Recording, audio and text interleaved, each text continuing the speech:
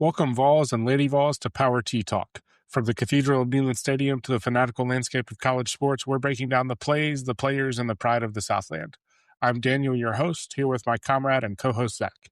Grab your orange and white. Let's run through the tea. It's time to give our all for Tennessee. This is Power Tea Talk.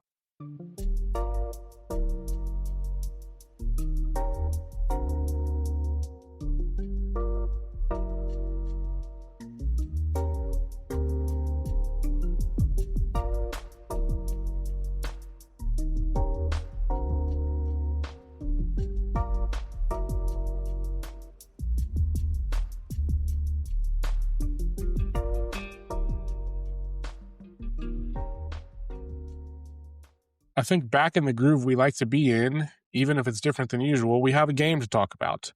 Tennessee versus Illinois in the Music City Bowl. Maybe not where we wanted to end up in bowl season, but I'm still excited to see how we play.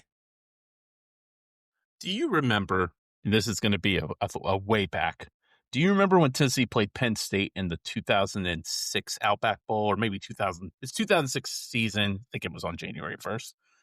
I don't remember the game, but I remember famous the Arian matchup. Foster fumble, Turner and Palmer had bounce back years. Yeah, I remember losing that game and thinking, what a horribly disappointing season for Tennessee. They went 9-4 instead of 10-3 that year. And now I'm trying to think, if Tennessee lost to Illinois, I don't even know if it would bother me for 30 seconds afterwards. Maybe it would, just because I don't like Tennessee losing, period. But like, it will definitely be off my shoulder the next day. I think when we start to analyze the game and the matchup and kind of who's playing and what we expect, I think it would bother me from that perspective, but not from like a what it meant for the season perspective. Mm-hmm. Like, it doesn't fix the season at all. It doesn't break the season. It's such a different function than it was 15 years ago. Like, I remember Tennessee lost North Carolina. I was mad about that for like a month. And the Liberty Bowl with Bray as a freshman. And nowadays, and like when Butch Jones, even 10 years ago when Butch won, a couple of those bowl games against some Big Ten losers, like, it was like, oh man, what a great way to end the season and all that. Now I'm like, if Tennessee could win by 20, lose by 20.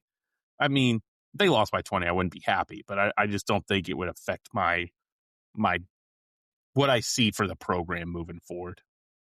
Yeah, it used to really, I remember, so we played Clemson a couple of years ago and obviously crushed them, and that was a wonderful feeling. But a long time ago, 2003, 2004 range, we played Clemson in the Peach Bowl.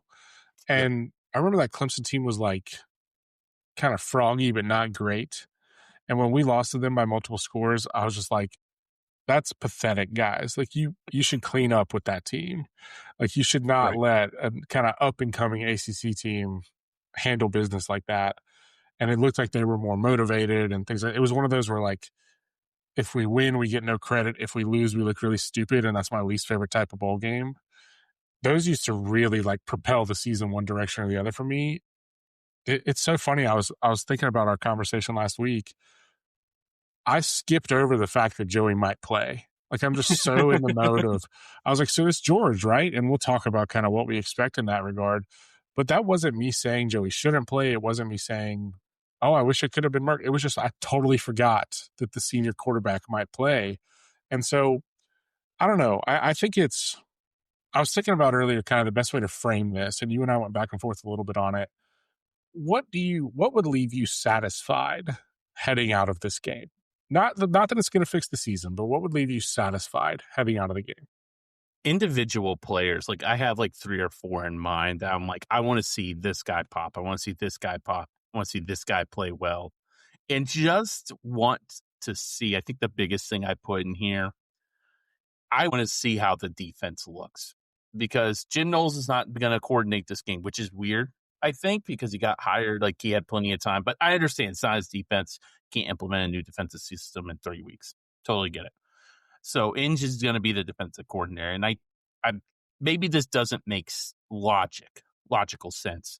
But I feel like I would feel better if Tennessee had a good game defensively. Like, oh, hey, maybe Banks was not doing a good job. Maybe the players woke up. Maybe if we see a couple different players play more snaps than what we've seen and the defense comes out with a fire and passion, be like, okay, maybe it just got stale with Banks. I think that would make me feel better. But if they still suck, I'm going to be like, well, it doesn't matter because Knowles isn't doing anything yet. So, like I said, I don't know if that logically kind of makes sense there, but that would be like the biggest thing I'd feel good about. Tennessee like held Illinois to like under 300 yards and won like a nice 31-13 game. I'd feel good. Yeah, I think Knowles, I mean, he has to be just thinking like, I mean, he's got a whole season of tape, and so it's not like he needs the bowl game. But I guess he has to just be thinking like, let me be an observer. Like, let me see who I think can do this on tape, especially maybe knowing kind of how the vibe was. I'm sure there were conversations about what the defensive personnel and what the room looked like when he took the job. Like, okay, we're moving on to a bowl game. These guys are, everybody on that defense has to know that they're fighting for their spot in a new Mm-hmm. defense. And so from Noel's perspective, I'm sure it's just, hey, I am the eyes in the sky, and this is the tape. This is the most recent tape I'm going to be looking at when I think about whether you're going to be a key part of my defense next year. And so I can understand why he wants to just be a fly on the wall instead of trying to actively put some stuff in. The other thing I'll say, and it's part of why I lean towards your point a little bit on I hope it looks sound at least. Doesn't matter scheme wise, whatever, but we can dream all we want on the portal, and we'll do a little bit of that in our first episode of 2026. But there's going to be some key players next year that are sitting on this roster right now that, like, they're going to be, I would say, over 5 starters on next year's defense are about to play in the Music City Bowl. And so if it looks like crap, we can wash it away all we want with, oh, we got to go be active in the portal. But that's just not how the program operates. And so if it looks ugly, those spots are going to look ugly next year, barring real progress in the scheme. You can say out of the top 12 spots on defense, adding a defensive lineman, there's 8 spots up for grabs. Yeah. I mean, other than Hobbs, they're replacing their, and Ross and Herring, they're replacing 5 of their top 8 defensive linemen. West and Josephs are gone. Beasley, Moy, and Eason. Carter's gone. So that's a linebacker spot up. So that's another one. And then Turrentine's a senior. He's gone, which, sorry, brother.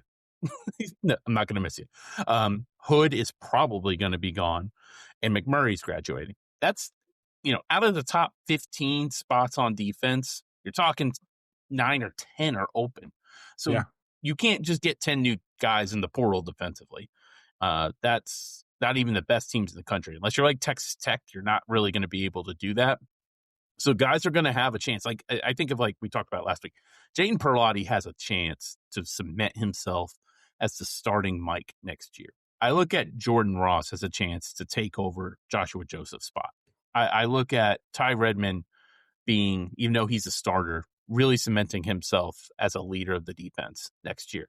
And you think of like some other guys like Sidney Walton could get some, run. Jaden Harmon could use a little run.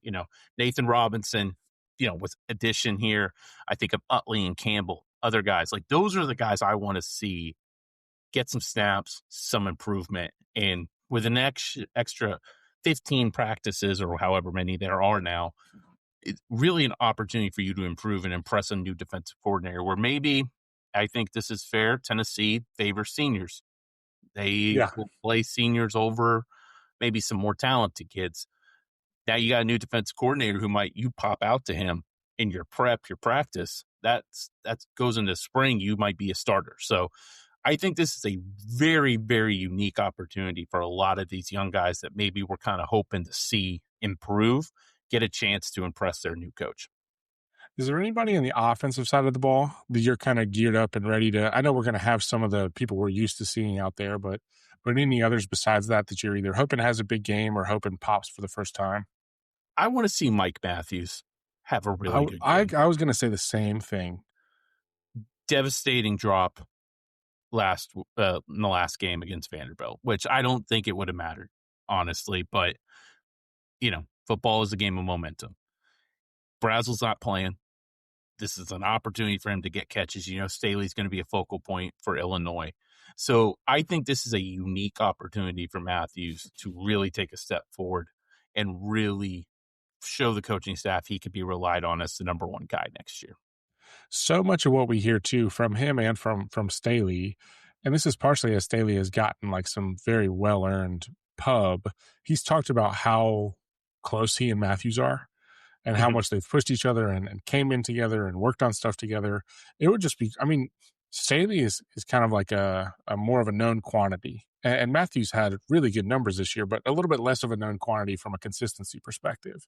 And so it would be so great to see him just be sure-handed, and I don't know, it's just one of those, like, it's constantly on the tip of his tongue because I like, watching back some tape for the past, like, stretch of the season, when he's locked in, he actually does contribute in multiple phases. Like, when he's locked in, he blocks effectively, he blocks downfield. It's just when he's a little off kilter that he might be a little tick slow on a play, or he'll have a drop, or he'll forget to block. When he's engaged, he is really good at all of it. He can do anything on the football field. He has that natural, elite athletic ability that you want, the smoothness of coming in and out of his routes, the ability to finish on tough catches, not afraid to go over the middle, create something after the catch. I don't know what his ceiling is. I don't think he's like, you know, ever going to be a top 5 NFL receiver. I don't want to say that, but this guy could absolutely be an NFL starter. I think we both agree with that. And he could be an All-American next year. And this was a huge leap.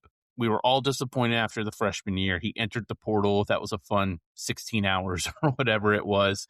And he got better, got better consistency. There were a lot of steps. He stepped up. They needed him, and he did.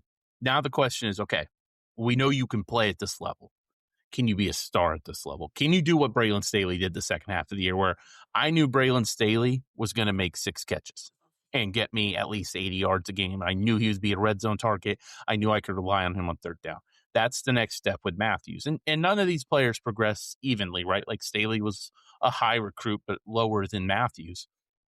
So I absolutely, when you think about how good Matthews was and you compare him to what Staley has become, you can look at it and be like, hey, Mike, you can absolutely be a 100-yard a game wide receiver at this level. We just got to get you to the next points. And, I think for him, if I'm Heupel in this game plan, my goal is like, can I get you 10 targets and go into the spring and next year as a leader with a bunch of confidence. Like, he's actually kind of got that more of that feel of, like, actually being money in the bank, like Mm-hmm. Staley has been. And then it's interesting, not that he was a transfer, but, like, Brazel was the one that, frankly, you and I kinda wrote off as, like, we'll see. Like, he's gonna be a pass catcher because he's just one of the receivers on the depth chart with experience coming into the year. I mean, he pops off for a wonderful season, absolutely wonderful season, gangbusters from the start. And so I don't know. There's times with this Heupel offense and people kind of, like you said, it is not linear. People click at different times. This game isn't going to be deterministic of what he is next year, but it's one of those you'd rather see good than bad. For me, I want to see what young receiver gets catches. I mean, if we had to place bets on it, we'd probably be thinking of Rodarius from the wide receiver Right. position. But again, knowing Brazel is out the door, knowing that Staley is as solid as he's been in and Matthews is as talented as he is, knowing that we have some faith in some younger tight ends, it'd be awesome to see someone like Rodarius or Smith get like 3 catches. And that's not even a huge ask. But it's like if you're going to be in that Brazel role and we're going to be airing it out, we're going to be throwing the ball against a defense that has some holes, I'd really like to see one of those young wide receivers pop and be successful. That's what I want to see. Obviously, I want to see Staley and Matthews be successful, but I'd really like, if I can dream a little bit, I would really like for someone like Rodarius to have a lot of success and essentially just be that name that we're super excited about. Like give us a reason to talk ourselves into you heading into next season instead of And it feeling so mysterious.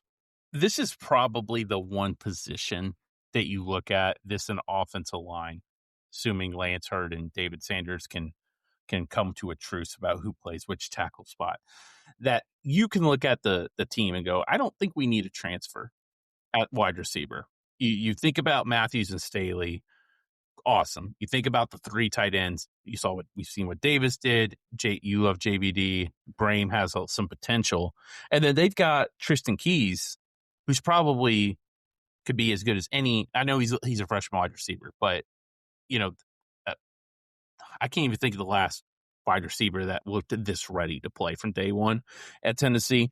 And they've got, Joel Wyatt, Tyreek King as well, Mhm. 2 guys that I think the staff believes can play pretty quickly.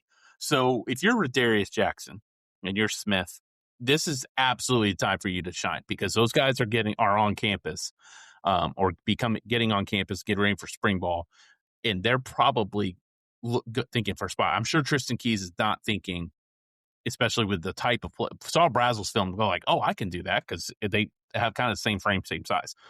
So for Rodarius especially, I think this is an opportunity to really earn some playing time, and maybe you go into the spring at least as a designated leader in the clubhouse for that third wide receiver spot.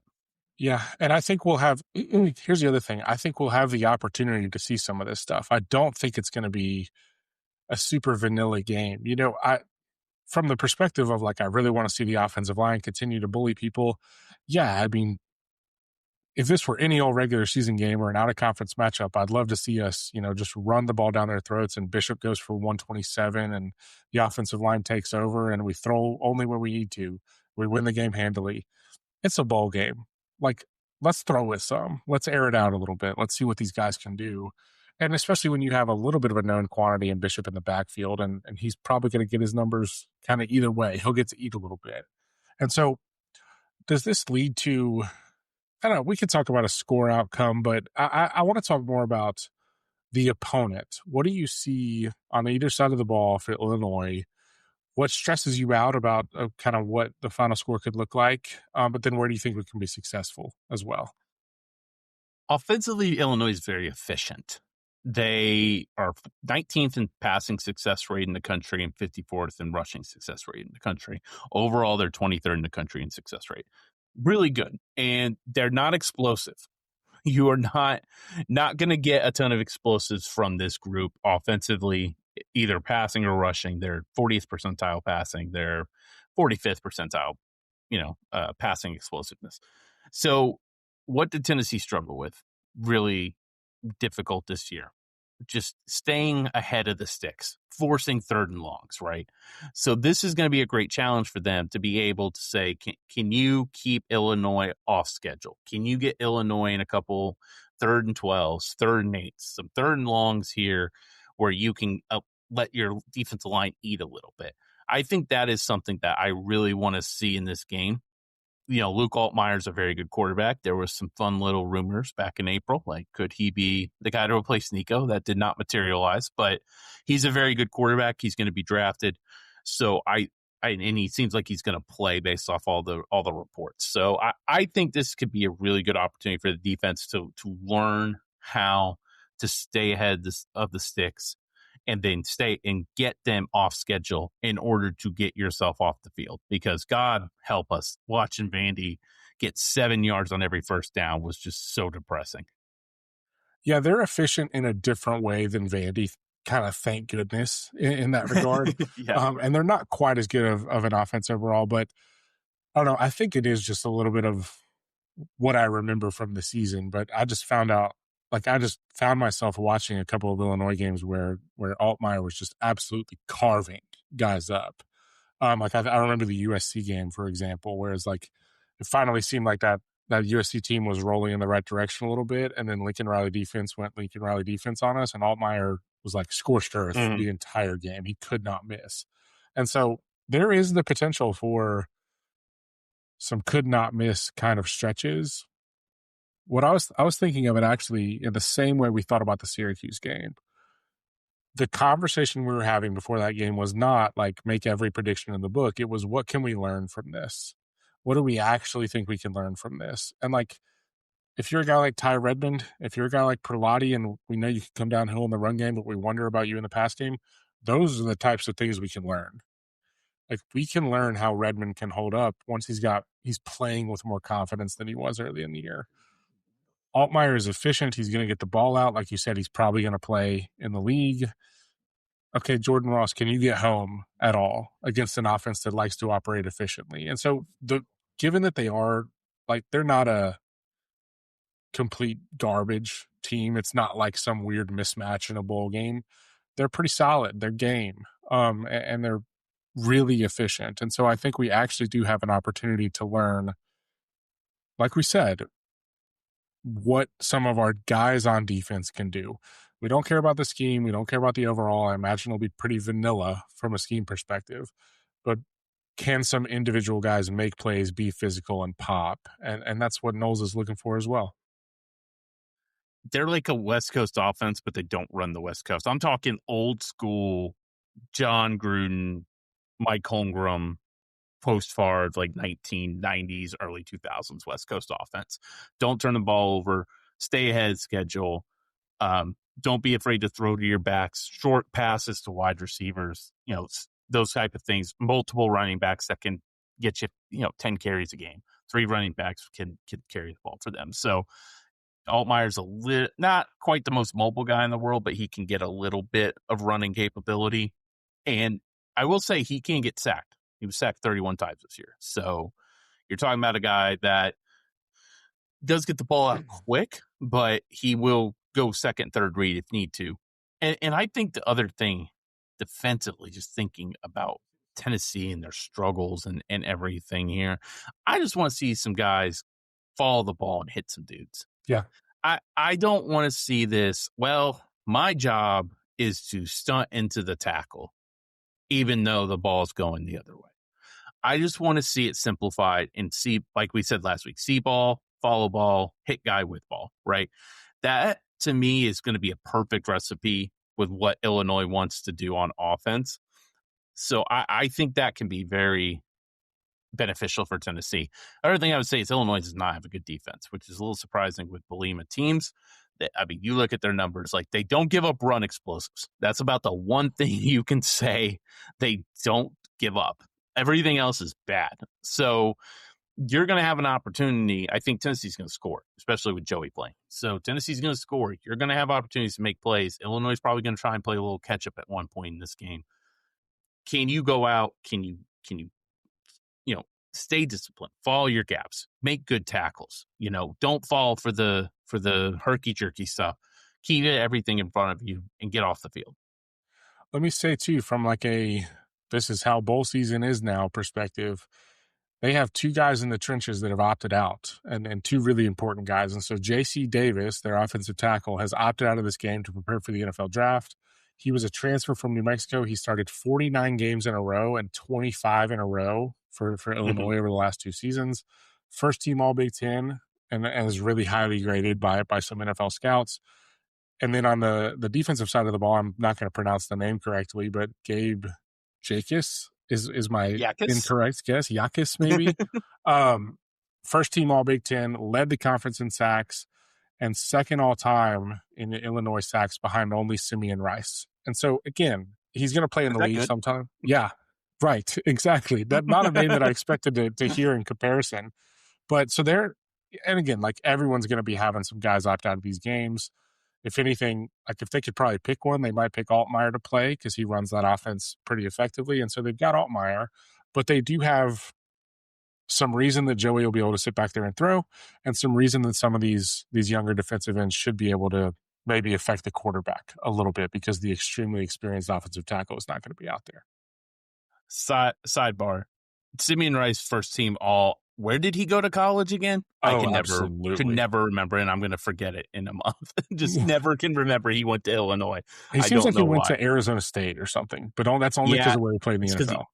That's because he played for the Arizona Cardinals, right? So back to the current Illinois. Yeah, Yakis, 11 sacks this year. Like, this guy can absolutely ball. He forced 3 fumbles. The next guy has 2 sacks. Golly. And you look, every Yakis, just kind of off the top of my head here, you're talking like maybe 10 sacks. Yeah, that's crazy. So Tennessee's going to be able to protect in this game. I also want to see Sanders. I don't think his shoulder was ever fully right, and it might wait till spring ball before it is the case, but I would like to see a month off, or at least a month of practices. I wonder if we might be able. We look at him a couple times, go, ooh, wow, Mhm. that's what we were expecting, because he really was starting to put it together end of year, but you could tell that shoulders we can give it. I mean, I think he went down at least once every game this year, if I'm not mistaken. So it'll be nice to see him. Hopefully that shoulder's rested up and he's feeling better. Yeah, so we know we're gonna see Bishop. Is Star playing? Do we know? I believe so. I didn't see Okay. anything So we'll see some Star. I that mean, would we'll see, suggest that. I guess, just as much Star as we saw in all the other games this year. Um, Those three so, touches. yeah, he'll get 3 touches. So he'll have a run outside that he trips 4 yards downfield. Um, and then he won't get in a rhythm after that because he doesn't get the ball enough. Right. We know we'll see some Morris. I also imagine there's a really good chance Morris is catching some kicks or punts. The one person we will not be seeing is Peyton Lewis. Yeah. Peyton Lewis entered a transfer portal, which I don't think is shocking, I would say, but a little surprising because Star is graduating. Lewis was definitely second in line, had 7 touchdowns, got plenty of playing time for a third back, I would say. Probably got more than Star the last month. At least it I would felt say that way. close. Yeah. Pretty close to it. So I don't know if that is to suggest Tennessee has a plan at running back. I don't know. I know this staff loves Dwayne Morris, and Justin Baker's was pretty highly rated. You know, they almost got the big time freshman Savion Heiter. Mhm. There's been like some, hey, weird, Michigan doesn't have a coach yet. Like, could Heiter be coming after the coach is announced? Who knows? So, or is there a transfer Yeah. in the works, which I think is the more likely scenario. So Lewis was like a consensus top 10 back. He just didn't show the kind of shiftiness, explosiveness that I would hope for. I think he's definitely like the perfect Sun Belt Conference USA back and could absolutely do numbers there if he wanted to. Maybe he goes to like Virginia Tech or something. He's from the Virginia area. So, Yeah. you know, maybe just closer to home, more opportunity could start. I'm not losing sleep over it. I was hoping there was more, especially because we talked about how good he looked against Ohio State in that last drive in the playoff game.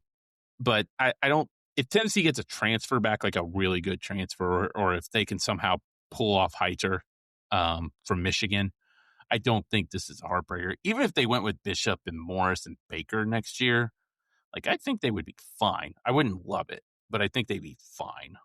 Yeah, I don't mean this as a negative on Lewis. He had some key touchdowns. He in those kind of moments where it was like, go get us this 6 points.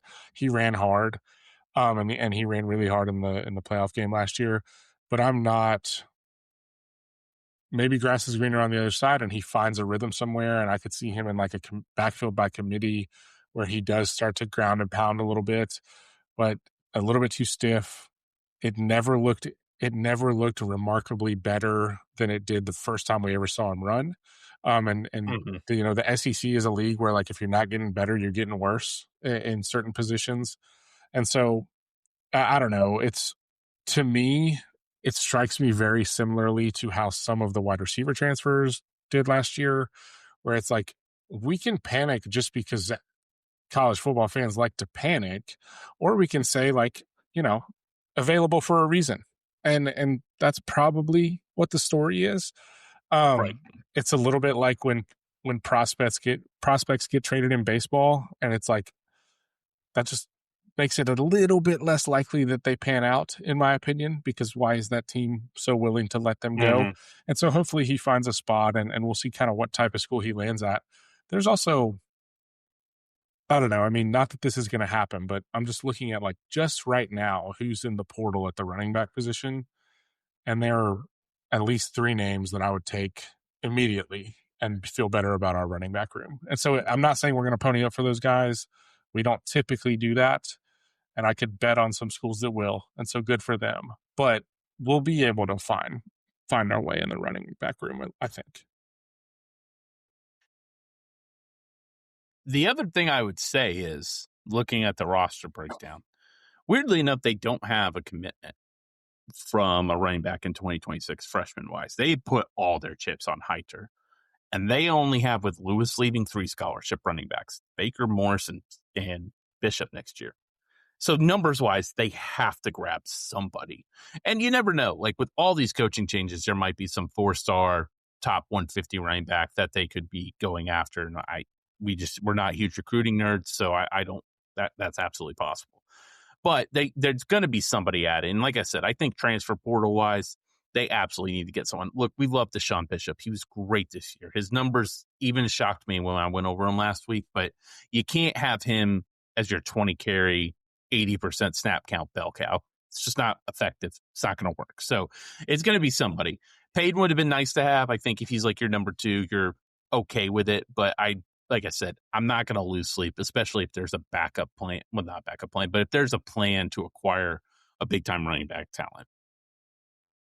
We spent all year talking about how we need to get more out of the running back room, and he's included in that. Bring me Hollywood Smothers, and I will not lose a wink of sleep over it. Is Jaden Baugh in the transfer portal? Because I would do whatever to get. Honestly, and that's a good compliment to that. Dylan Edwards is in the transfer portal from Kansas State. Like, there are names out there, and there will be more names that would absolutely fit. And frankly, we had a guy like Starr come in who wasn't even the most highly touted in the portal, and he was ahead of Lewis all year. And so it's no crack on Lewis. It's just, this is how our running back room works, and there's ways that it can work better. The other kind of question we have to answer about just how playing time is divvied up, and it goes back to me completely forgetting that this was a possibility. Not what do you think we will see, but what do you want the split to be between Joey and George in terms of snaps? I am so torn about this because my heart says Joey one more time, let him play. Blaze of glory, go for it. See if he can, if somebody, scout watch and be like, hey, he'd be great on our practice squad. Because I think he could be a practice squad NFL quarterback. I think that's his ceiling, but I think he could do it. My head is saying George should play because we don't have a transfer portal quarterback yet. He needs the experience. Illinois' top pass rushers out. All 5 of your starting linemen are expected to play. Like, it makes sense. And then there's the third option, which is like, if you play George and he plays well, there are 2 possible bad options to that. One, the transfer quarterback you want might go, wait, you're going to have me compete with George and he threw for 300 yards? Like, I don't want to do that. I want a starting spot. Or 2, George plays well and George goes, wait, you're bringing in a transfer quarterback to compete with me for the job? Like, that doesn't make sense. I'm going to go transfer and play somewhere else. I don't think George would do that. I want to make that clear. No, I think he would just apply for the position. Yeah. Right, exactly. Or the third option is he sucks. You bring in a transfer and he loses confidence and he transfers out. Now, with no spring transfer portal, that makes it a lot harder. I will say that. But either way, there are negatives to George playing outside of just like, oh, hey, play the freshman because Joey, I want to do something new. Right. So I think Joey playing is probably the best option in this game. I would not be opposed to the staff doing something where Joey plays the first quarter and they bring him back and let him play the next 3. I think that is a possibility. Or even first half, first drive of the third quarter. Right. Yeah. Well, and we know Merklinger's gone, right? And then their other quarterback on the roster, I think, is Mason Phillips, who's a walk-on. So a freshman walk-on, nonetheless. So Joey's got a dress, right? And it just makes sense if you're like, hey, Joey, we're going to have you play the first quarter. George's going to play. That way, if something happens to George, hopefully it doesn't, but if something did, Joey can come back in and it not be awkward. Yeah, I think I'm sitting like a week out from the game, essentially. If I think the logic is like you put George in there as many snaps as possible, and this is what propels him to, confidently take this position, and then we take the backup stopgap starter or a transfer, and that's how we organize the QB room, and Faison's waiting in the wings, blah, blah, blah. You can't paint the picture perfectly, if the make or break for George is whether he plays in the bowl game or not, he ain't the dude anyway. Right. And so for me, it's like uh, I would actually be okay with a very standard plan of Joey plays, and even if Joey plays every snap and he gets to kneel the ball at the end of the game with his guys, I'd actually be okay with it. If we have a drive where young guys are in general, then sure. But if Joey closes it out, then we go into spring and we see what happens with the silly season transfer portal and we see what the room looks like. But I'm not going to feel way better about the room or way worse about the room, whether George plays or not, because we have to bring someone in. It's not like we get to choose. We have to bring someone in. It's just a matter of if they're aiming for someone who's going to start right away and play for a year or aiming for someone who's okay being in a backup advisory type of role and doing a little QB battle. I don't know. I mean, if George was, I don't think this is a Nico situation with Joe.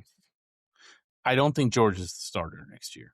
And based off the reports we're getting, Tennessee has been invested into potential transfer quarterbacks from Brandon Sorsby, Josh Hoover. Seems like that. I think personally, if you made me put a prediction, I think that's the guy. I know Byron Brown just hit the portal, but he's probably going to Auburn. So I don't think this is a Nico situation where you're like, hey, you're the plan to be the starter anyway next year, so let's go ahead and get it to you. Give you, like, he couldn't even beat Mark out for the backup spot, although I don't know. We're still trying to we will forever try and figure out what happened against New Mexico State. Anyway, so I just feel like Joey is just the best option. Again, if something happened to McIntyre injury wise, not only do you have to deal with the awkwardness of Joey opting out and then coming back in, in the third quarter or whatever, then it's like, okay, George got hurt and you probably need him to get as many spring reps as possible, whether he's going to be the backup or the starter anyway. So I don't have a problem with just Joey plays the game. If George, gets fourth quarter snaps because we're up by 20, whatever, that's cool also. Do you think we're going to win the bowl game? History says yes. Yeah, we beat the Big Ten team, but except 2021. But I would think yes. Yeah, barring something, and this isn't, I mean, it is, who knows, but barring something funky, I actually do expect us to win. Setting any kind of like actual score expectation on these games is really funny. It wouldn't shock me at all if we come out and we play great and our offense looks really good, because you know what? Our offense is really good. And right. Illinois' defense is pretty bad. And so there's a chance that it turns into one of those games where they can't quite keep up, and you see why we were a couple of stupid plays and a terrible defense away from the playoff, and they weren't as close to that level. You could also see why there could absolutely be a game where you see why we have a new defensive coordinator and the personnel is not quite there on that end, and a couple turnovers and suddenly it's a silly Music City Bowl. And so I'm kind of glad it's the 30th where we're not like waiting these big matchups. It's like it kind of just sits there on its own in its own time slot. I think there's a decent game after it later at night, and I can't remember what the matchup is, but it'll kind of be like okay, we've analyzed what we can analyze from this game, and then we're back on to the rest of the playoff games. I'm kind of okay with how the schedule fell in terms of watching a Tennessee bowl game this year. Yeah, it's always weird to have on New Year's Day. I think we did play a bowl game on New Year's Day. It might, it was the Iowa game, Nico's first start. Played the noon game and then right in the playoff games. That was actually pretty cool, but I'm good with this because like New Year's Day, there's 3 playoff games. So it's like, do you really want another college football game that day? And yeah, so I'm good with the 30th. That seems like a perfect date for it. The other thing I'd say with Illinois, Bielema's done a really good job. That program was dead. It's not a Signetti level rebuild, but that was a pretty dead program, and he's done a good job. So, and he just, I don't know, he just has that personality. Maybe it's the size where it's just like, hey, good old Bret. It's nice to see Bret on the sideline. Like to see Bret doing well at Illinois. So, yeah, I'm excited for the bowl game, and it's more Tennessee, right? So that's always good. Yeah, and again, we're going to find a way to analyze some of like what we see from these guys. And so after the bowl game, we'll come back with more of, I'm not afraid to extrapolate off of some bold performances, especially if some of the guys we already like show up and play really well. Again, the other thing that it's leading to is the New Year's Eve, where there is a lot of good football. If there were a date to pick, like where the bowl games matter, you got on the 31st, Iowa, Vanderbilt, Arizona State, Duke, Michigan, Texas, Nebraska, Utah. Some of these are going to look really weird with who's already in the portal and things like that. But then that night, prime time should be in Columbus, but it's not. Miami versus Ohio State. And then you have on New Year's Day, Oregon, Texas Tech, Alabama, Indiana, Ole Miss, Georgia. I think for the most part, what we expected. I thought Oklahoma would beat Alabama. I think we both kind of leaned that way. But I think I was rooting more so than picking on that one a little bit. I actually thought Oklahoma would win. I truly thought that. Yeah. I thought their defense was going to shut them down. And what an embarrassing performance by Oklahoma to give up negative rushing yards, which I think is only the second time it's happened post World War II for Alabama, if I read that correctly, and lose that game. Just really bad performance from Venables and company. Hilarious. Oklahoma still does not want a playoff game. And give it up to DeBoer. We were joking at the second quarter. I mentioned like the Simpsons meme of going in the bushes, like DeBoer going in with the Alabama hat, out with the Michigan hat. Yep. Michigan still has not hired a coach at the time of this recording on the 22nd. So just a heads up. But I was not shocked that Alabama won. I was shocked that they came back down 17. And then Texas A&M. God, my gosh, man. That, what in the world? I don't know. Colin Klein's an excellent offensive coordinator in my mind, and it wasn't all him, but they did not look prepared at all offensively. And you got to give it up for Malachi Tony, man. That guy is a superstar. I mean, talk about like one team finding a way to seize the moment and one team just not at all finding a way to seize the moment. I mean, I can't imagine that game as a Texas A&M fan. I also can't imagine that game as an Oklahoma fan. That had to be brutal.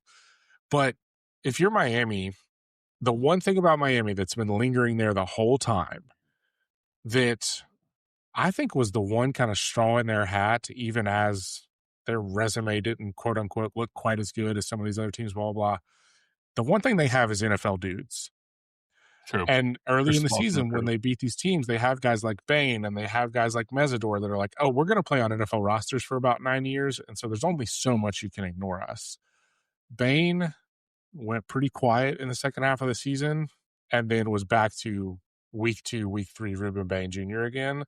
And when that guy's playing like that, he's just such a physical force that he affects the game, and he blocked a field goal. He was in the backfield. And then the other dude that they have is Tony, and he basically put the team on his back. Well, the running back as well. He played fantastic, but Tony had the Miami really should have won that game by 14. Oh my gosh, yeah. And it shouldn't have been that close. Their field goal kicker collapsed, and they had some dumb red zone mistakes. And classic Mario just couldn't help himself at the end of that first half with that clock management. It was just he couldn't help himself, man. He's like the Andy Reid pre-Patrick Mahomes with clock management, man. You're like, he really is. I know he's a good coach, but God, if he manages a clock, I'd rather fall off the Grand Canyon than have to watch a clock management situation by Mario. I'm going to hit you with the 4 matchups again, and I want you to give me. Do you want to do who you want to win or who you think's going to win? I'll do both. Okay, Miami, Ohio State. I want Miami to win. Ohio State's going to win. Yeah, I think so too. Oregon, Texas Tech. Texas Tech, I want to win. Texas Tech will win. I think Texas Tech will win as well. I thought Dan Lanning's comments about the playoff were spot on, by the way. Alabama, Indiana. I want Indiana to win. Indiana will win. I think that will Indiana be the best will game win of the well. weekend. It'll be a really good one. Ole Miss, Georgia. Georgia is going to kill them. I think they might beat them. I think it's going to get ugly. Although I thought Ole Miss played. I mean, Tulane did a pretty. You kind of look at the numbers. You're like, Tulane actually did not play bad, but I thought Ole Miss did a great job coming in prepared for that game. They did not take it lightly. No, and they maybe did they were not. just really focused in. The thing I'll say, um, so obviously my biggest rooting interest is Tennessee. My lifelong best friend is a Miami fan, and we had a Mhm. conversation earlier today about like, could we maybe not have our teams just have to face Ohio State at the playoff in consecutive years? There's all kinds of matchups that could happen. I'm not sure why this had to happen. And the funniest thing is, now that we're here again, and I'll close with this and kick it to you. It is absolutely insane that these games aren't on campuses. It's It's one of the unbelievable. most disgusting things I can think of. I I don't know that there's got to be a way to fix this schedule to make these quarterfinal games. We should do 16 first 2 rounds on campus. And 16 just by the rankings. We don't yeah, need it, the invitees. BCS, no committee. Yeah, we keep harping on it because it's such a big topic. But I agree. It's unbelievable we cannot fix this schedule. And I think part of it is the NFL trying to take over Saturdays in December does not help this. But yeah, it's just, I agree. We should have Georgia Ole Miss at night on campus. We should have Ohio State, Miami on campus. It just would feel much. Indiana, Alabama on campus. I cannot imagine a more fun scenario. God, It I would would be love so it. much fun. But Yeah, it, that's what I wish would they happen. don't listen. And we'll come back in We'll January fix with it. our analysis of these games, and we'll think about we'll have a Final Four by then, and we'll have a Tennessee Bowl result by then.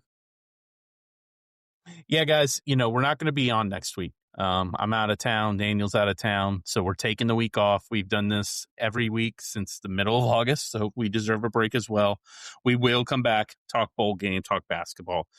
Just want to say thank you all for sticking with us this year. It's been so much fun. We're very excited to continue the podcast throughout the year. We appreciate you guys. We appreciate your families. Enjoy your time with them. I hope everyone has Merry Christmas and Happy Holidays, and go Vols.